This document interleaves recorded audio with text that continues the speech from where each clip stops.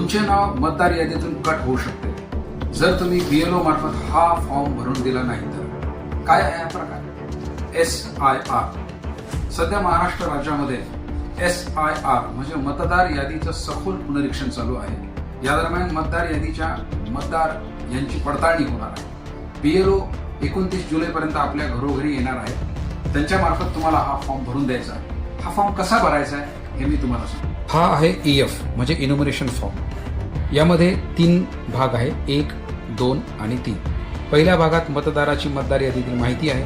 यात आपल्याला काही करायचं नाही. या मतदाराचं नाव जर 2002च्या यादीत असेल तर ही बाजू भरायची आहे आणि जर या मतदाराचं नाव 2002च्या यादीत नसेल मात्र त्याच्या आईवडिलांचं नाव 2002च्या यादीत असेल तर इथे आई किंवा वडील यांचा तपशील लिहायचा आहे.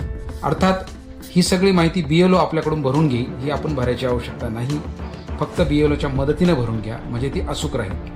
शेवटचा जो भाग आहे यात या मतदाराची आज रोजीची माहिती आहे, ज्यात त्याचा मोबाईल क्रमांक, आधार क्रमांक, जन्मतारीख, आईचे नाव, वडिलांचे नाव इत्यादी तपशील आहे. हा भरून झाल्यानंतर मतदाराने इथे स्वाक्षरी करावी. त्यानंतर BLO येथे स्वाक्षरी करेल आणि हा फॉर्म अपलोड करेल. त्यानंतर मतदार यादीमध्ये आपलं नाव कायम आहे. धन्यवाद.